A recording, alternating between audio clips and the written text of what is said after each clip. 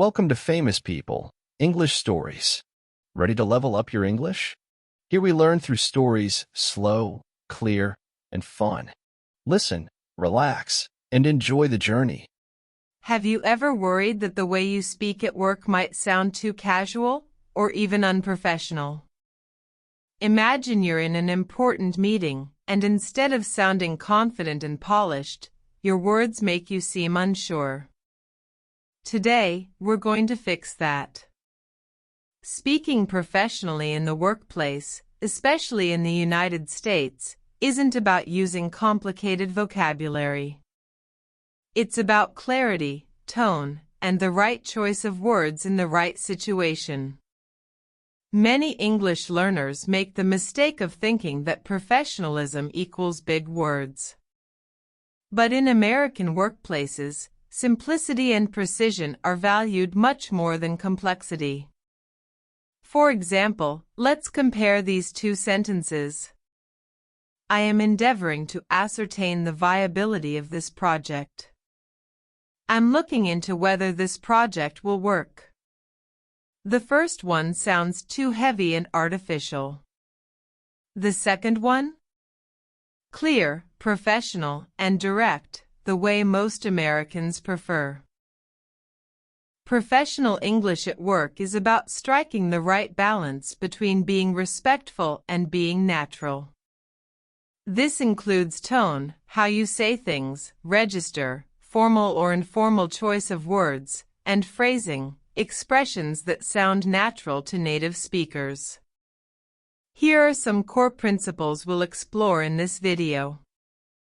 Politeness without being weak.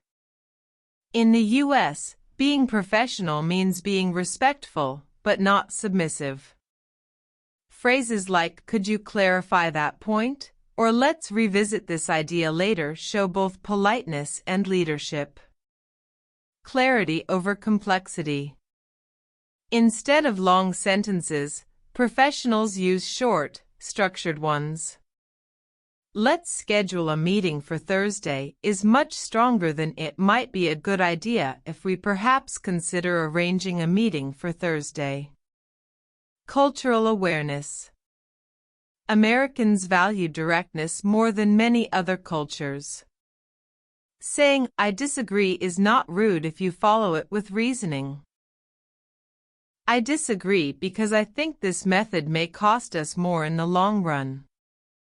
In this video, we'll break down workplace English into practical sections: how to introduce yourself, how to speak in meetings, how to give feedback, and how to handle difficult conversations, all in a professional yet natural way.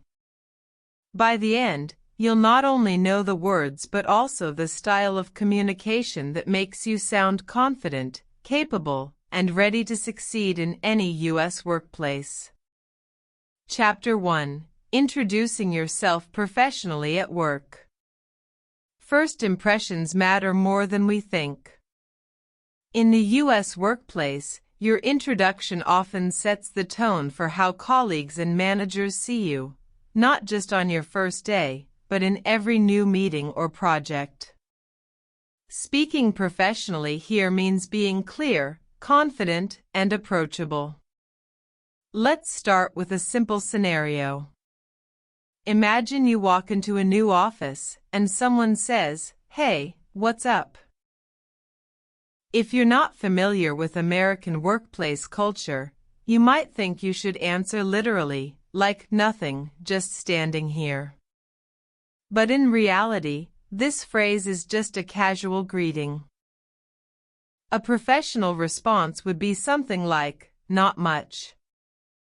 How's it going?" Or, even better in a workplace, "Hi, good to meet you.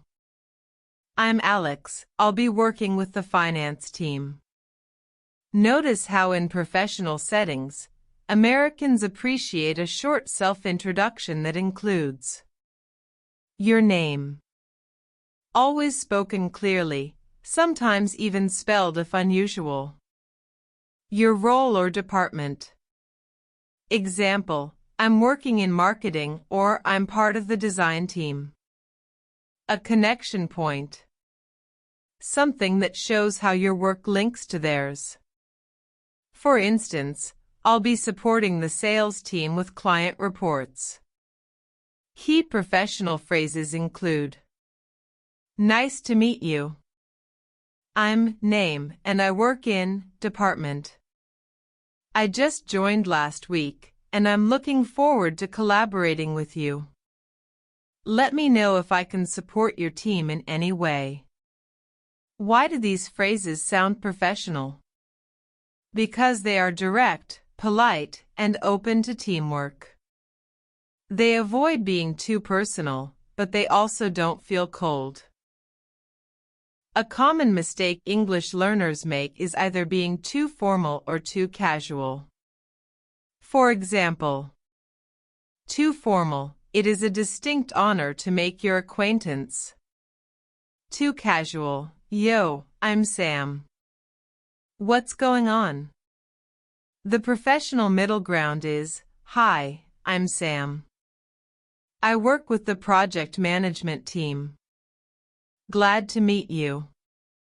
Another tip: in the US, shaking hands used to be standard, but after the pandemic, many workplaces are more flexible. You might see handshakes, a friendly wave, or simply a smile. The most important part isn't the gesture, it's the confidence in your voice and your willingness to engage. Finally, remember that introductions don't only happen on day one. Every time you join a new meeting, especially online, a quick professional self-introduction builds credibility. For example, good morning, everyone. This is Maria from the HR team. I'll be covering the updates on employee benefits today. A strong introduction shows that you're professional, confident, and ready to contribute. That's the first step towards speaking like a true professional in the U.S. workplace. Chapter 2: Speaking Professionally in Meetings. Meetings are where your professional communication skills are tested the most. In the U.S. workplace, meetings are not just about sharing information. They are about showing confidence, respecting others' time, and contributing ideas clearly. The first rule: be concise. Americans value efficiency. If you take too long to explain your point, people may stop listening. For example, instead of saying, I have a few different ideas that I've been thinking about for quite some time, and maybe, possibly, we could try them if it's not too much trouble, you could say, I have 2 ideas we could try to improve our process. Short, clear, and direct. Another important skill is active participation. Even if you're not leading the meeting, you can show professionalism by asking questions and confirming information. Some useful phrases are: just to clarify, are we focusing on next quarter's budget or the current one? If I understand correctly, the main priority is improving customer satisfaction, right? That's a good point. One way we could support that idea is: these phrases show that you are listening carefully and contributing to the conversation, which is highly valued in American workplaces. Now, let's talk about disagreeing politely. Many learners are afraid to say, I disagree, because they think it sounds rude. But in U.S. business culture, disagreeing is not a problem, it's how you disagree that matters. Instead of saying, you're wrong, you could say, I see it differently. My concern is that this method might increase costs. That's an interesting idea, but I wonder if we should also consider another option. This way, you show respect while still expressing your opinion. Another key element is ending your points with confidence. Avoid trailing off with, yeah, so that's what I think, I guess. Instead, close strongly. So, I recommend we test this on a small scale before rolling it out. That final sentence leaves a professional impression. Finally, in virtual meetings, professionalism also means technical awareness, muting when you're not speaking, using clear audio, and beginning with a short greeting like, "Good morning, everyone. Glad to be here." These small details make you sound organized and respectful. In short, professional communication in meetings comes down to being clear, respectful, and confident, whether you're presenting ideas, asking questions, or even disagreeing. It's your chance to show that you're a valuable part of the team. Chapter 3: Giving and Receiving Feedback Professionally. Feedback is one of the most sensitive parts of workplace communication. In the U.S., it's seen not as criticism but as a tool for growth. Still, the way you give and receive feedback can decide whether people see you as professional or unprofessional. Let's start with giving feedback.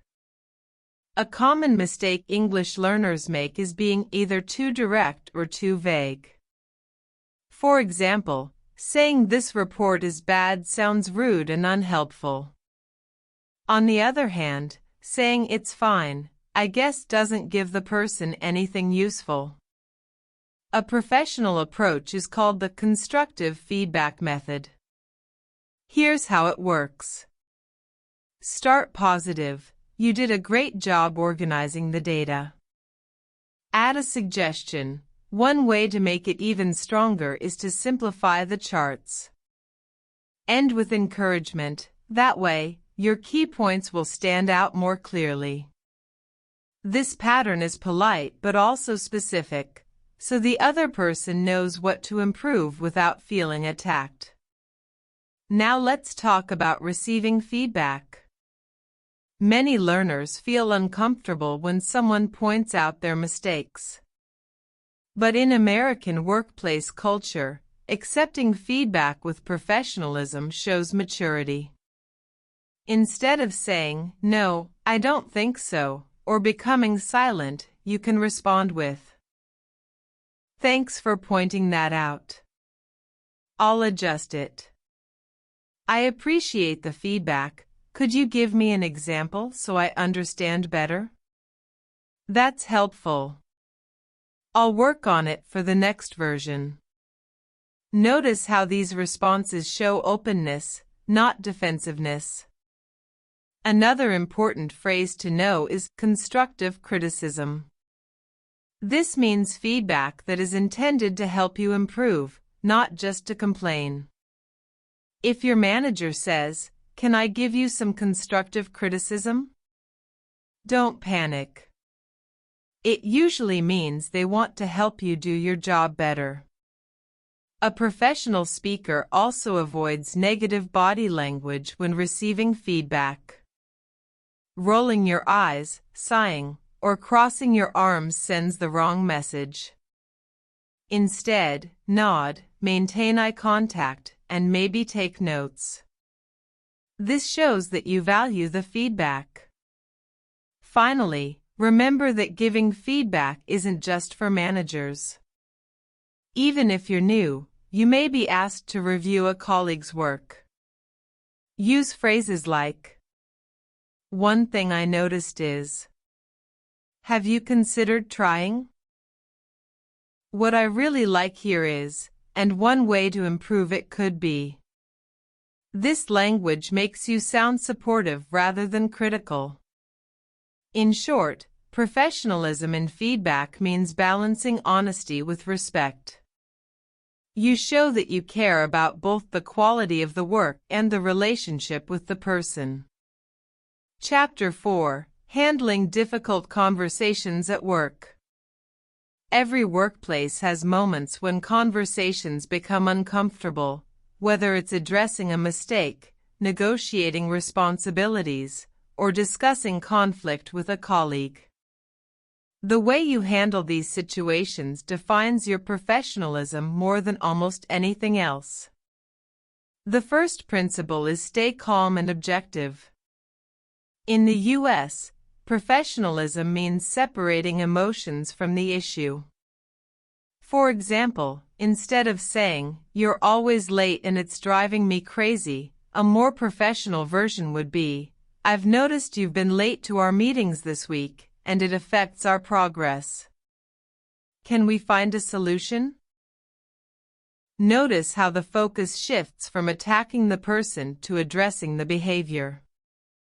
One powerful phrase for difficult conversations is, "I understand your point, but here's my concern." This shows empathy first and then introduces your perspective. Americans value this acknowledge and respond style because it balances respect with honesty. Another important skill is negotiating disagreement. If your manager gives you more work than you can handle, don't simply say, "I can't do that." Instead, use a solution-focused response. "I'd be happy to take this on, but I'll need to shift the deadline for my other task. Which one should be the priority?" This communicates professionalism by showing willingness while also setting realistic boundaries. Now, let's talk about apologizing. In U.S. culture, a professional apology is short, direct, and followed by action. For example, "I apologize for missing the deadline. I've reorganized my schedule, and I'll deliver on time moving forward." What you avoid is over-apologizing, like, "I'm so sorry. I don't know what's wrong with me. Please forgive me." Too much emotion weakens your professional image. Handling criticism from others also requires professionalism.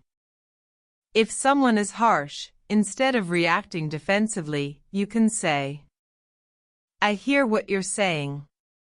Let me think about how I can improve that." This diffuses tension and shows maturity. Finally, in truly tense situations, a professional may use neutral phrases to keep the conversation constructive. Let's focus on finding a solution. "I think we both want the same outcome, so how can we get there? Can we set up a follow-up to make sure this is resolved?" In short, professionalism in difficult conversations isn't about avoiding conflict, it's about managing it with calmness, clarity, and respect. When you learn this skill, colleagues and managers will see you as reliable and emotionally intelligent, which are two of the most valued qualities in American workplaces. Chapter 5, Putting It All Together plus Conclusion. We've explored how to introduce yourself, participate in meetings, give and receive feedback, and handle difficult conversations. But professionalism in workplace communication isn't about memorizing separate rules, it's about combining them into a consistent style that builds trust and respect. Think of it this way. Every time you speak at work, you're shaping your reputation. Are you someone who is clear, respectful, and confident? Or do your words create confusion, tension, or distance? Professional communication in the U.S. is the tool that helps you control that impression. Let's recap the key principles. Clarity over complexity. Use short, direct sentences. Avoid trying to sound smart with long or difficult words. Professionals value efficiency. Politeness with confidence.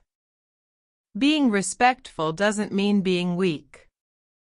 Instead of saying sorry, but try "I suggest we" or "let's consider." Cultural awareness. Americans appreciate directness, but it must be paired with respect. Saying I disagree is acceptable if followed with reasoning and a solution. Constructive mindset. Whether giving feedback or handling conflict, always focus on improvement, not blame. Phrases like "one way to make this better is" show professionalism. One unique thing about the U.S. workplace is the balance between formality and friendliness. Unlike some cultures where workplace language is very formal, American professional speech often mixes respect with approachability. You may hear a manager say, "Great job, team," right after a serious discussion about budgets. The key is to adapt. Professional doesn't mean stiff, it means appropriate for the situation. Now, here's the most important takeaway. Professional English is not about perfection. It's about connection. Even if your grammar isn't flawless, you can still sound professional by being clear, polite, and confident. For example, instead of worrying about whether you should say "I have spoken" or "I spoke," focus on delivering your idea directly. "I sent the report yesterday." As you practice, notice the language your colleagues use. Write down phrases that sound professional and natural, and try them yourself. Over time, these will become part of your own style. So, are you ready to transform the way you speak at work? Remember, every meeting, every introduction, every conversation is a chance to practice professional communication. Start small, and soon you'll notice not only more confidence in yourself but also more respect from others. If you found this video helpful, make sure to subscribe and turn on notifications so you don't miss the next lesson. Share this video with a friend who is learning English and wants to succeed in the workplace. And tell me in the comments, which workplace situation do you find the hardest to handle in English: introductions, meetings, feedback, or conflict? I'd love to hear your experience. Because at the end of the day, professionalism isn't just about speaking English, it's about building relationships and showing the best version of yourself. And with practice, you can do it.